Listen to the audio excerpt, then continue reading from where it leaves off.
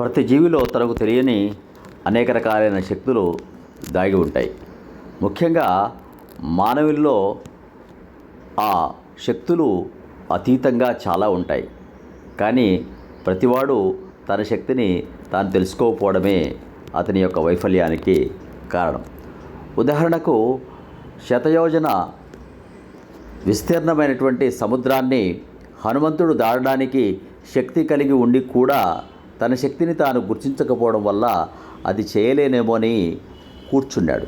కానీ అక్కడ ఉన్నవారంతా అతని శక్తిని గమనించి నీవు తప్పకుండా శతయోజన విస్తీర్ణమైన ఈ సముద్రాన్ని దాటి వెళ్ళగలవు, రాగలవు అని ఉత్సాహంతో ప్రోత్సహిస్తే అతడు వెళ్ళాడు, మళ్ళీ వచ్చాడు, సీతజాడ చెప్పాడు, సీతారాములను కలపడానికి సహాయపడ్డాడు.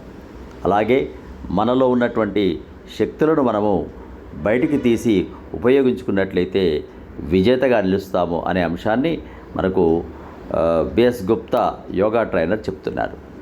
మీలో అపారమైన బలం ఉంది, కానీ అది దాగి ఉంది. జీవితం అంటే మనలోని గుప్తశక్తిని వెలికితీసి పూర్తి స్థాయి సామర్థ్యాన్ని చేరుకోవడానికి వాటిని ఉపయోగించుకోవడమే. అపనమ్మకాలు, ఇతర అడ్డంకులను అధిగమించి పూర్తి స్థాయి సామర్థ్యాన్ని సాధించేందుకు ప్రకృతితో అనుసంధానం అవడం మనకు ఉపయోగపడుతుంది. కాబట్టి ఇప్పుడే పని ప్రారంభించండి అని తెలుపుతున్నాడు.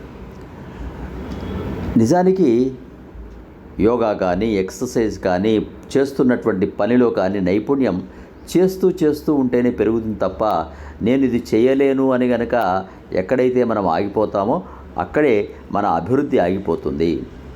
పని చేస్తూ ఉంటే మళ్ళీ దాంట్లో నైపుణ్యం పెరుగుతుంది.